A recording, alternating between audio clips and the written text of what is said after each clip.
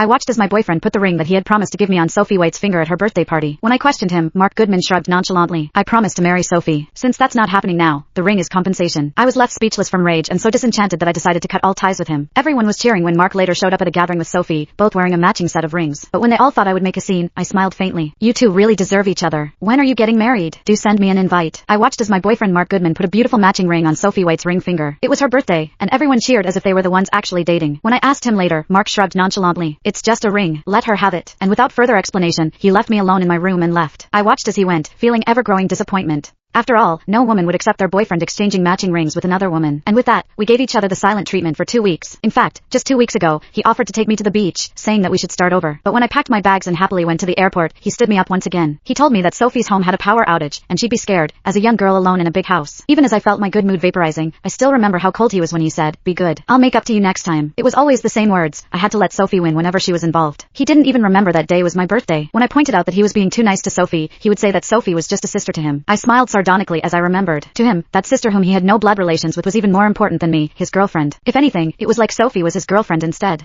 And Mark knew how much I wanted a pair of matching rings that I would wear with him, that it was the symbol of our love. I would tell him that countless times, but he would respond half-heartedly. When he eventually reluctantly agreed to buy a pair, the ring ended up on Sophie's finger anyway. I gave him all the love I had, but nothing was ever given back. Even if I gave my heart to him, it was nothing compared to Sophie. I was arriving at a bus station when Mark called. I hesitated and eventually answered. After all, I still had hope. What if he wanted to apologize? However, all I got was him demanding coldly, "What's your problem, Lillian?" Sophie's crying and saying she wants to apologize. As he finished, Sophie's soft voice came from the other end, saying, "I'm so sorry, Lillian. I didn't know you'd get upset about the rings. I'll buy you dinner tomorrow and apologize properly, okay?" It wasn't easy for me to calm down, but now that calm vaporized because of Sophie. And when I didn't respond, Sophie started crying at Mark. What if Lillian doesn't forgive me? I really didn't mean to get between you two. I stayed silent as I rolled my eyes, just as Mark snatched the phone and snapped furiously. How long are you going to keep this up? Can't you be more understanding? Sophie is showing you plenty of respect by buying you dinner. You're coming no matter what happens. I took a deep breath and said, "I'm busy." With that, I hung up. The world was really more peaceful without Mark and Sophie hollering into my ears. They could do whatever they wanted to. I didn't have the time to waste playing their games. When I woke up the next day, Mark had already cooked breakfast and called me to the dining table like an affectionate husband. I couldn't help relenting, as it was the first time I was rewarded for sacrificing so much over the years. Mark came up to me, gently coaxing, "I get it. You've wanted matching rings for so long. But I'm yours anyway. Just let Sophie have this one. I'll buy us a pair next time." But he said that all the time, and he would always break the promise because of Sophie. As I stayed silent, he said, "Look, Sophie just wants an opportunity to apologize. You'll make things awkward for her if you don't go." I never held out much hope when it was something Sophie planned, but I agreed to go because I wanted Mark to stop bothering me. Sighing in relief, he said, "Now that's better. It's at 8 p.m. tomorrow. I'll be there too." It was pouring when I arrived exactly at 8, and I was soaked through. However, I waited until 10, but neither Mark nor Sophie showed up. I tried to call them, but no one answered no matter how many times I tried. I started to feel dizzy and placed a palm on my forehead. I had really caught a fever. Still, as I tried to call Mark again, if you want to read the full story, head over to my profile.